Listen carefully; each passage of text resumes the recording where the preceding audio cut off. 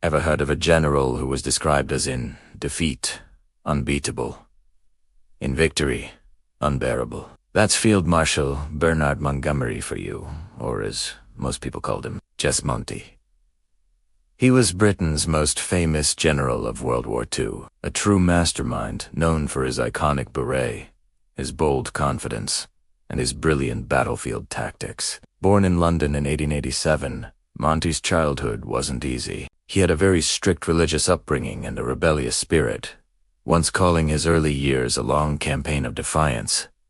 This fighting spirit would define his career. He served bravely in World War I, was seriously wounded at Ypres, and earned the Distinguished Service Order for his courage. After the war, he didn't just rest on his laurels. He became a top military instructor and literally rewrote the book on infantry training for the British Army. But it was in World War II that Monty truly became a legend. Picture this.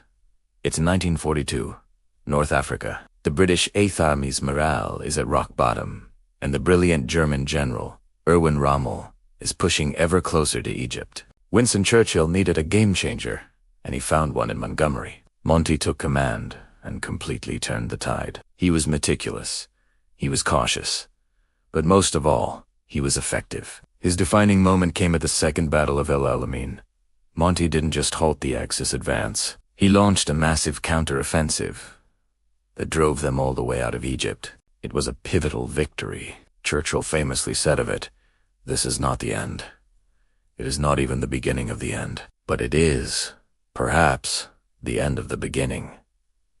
This victory cemented Monty's reputation. One of his trademarks was his quirky black beret, which he wore with two different cap badges. It was a small detail, but it became an iconic symbol of his unique personality. He was known for being incredibly thorough, sometimes to the point of being called arrogant. Even General Eisenhower, while admiring his military skill, admitted that Monty could be difficult to work with. After North Africa, Monty's strategic mind was crucial in the invasions of Sicily and Italy. He then played a central role in the D-Day landings, leading the 21st Army Group during Operation Overlord and the final push into Germany. After the war, he continued to serve at the highest levels, becoming chief of the Imperial General Staff and later a top commander in NATO.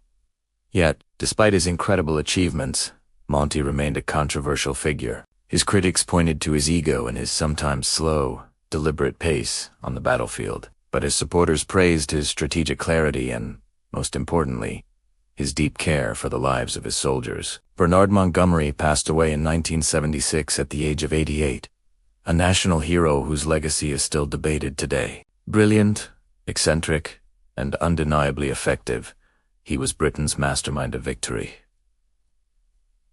Thanks for watching. If you enjoyed this look into one of history's most fascinating commanders, don't forget to hit that like button, subscribe to the channel, and ring the bell so you never miss another story. See you in the next one.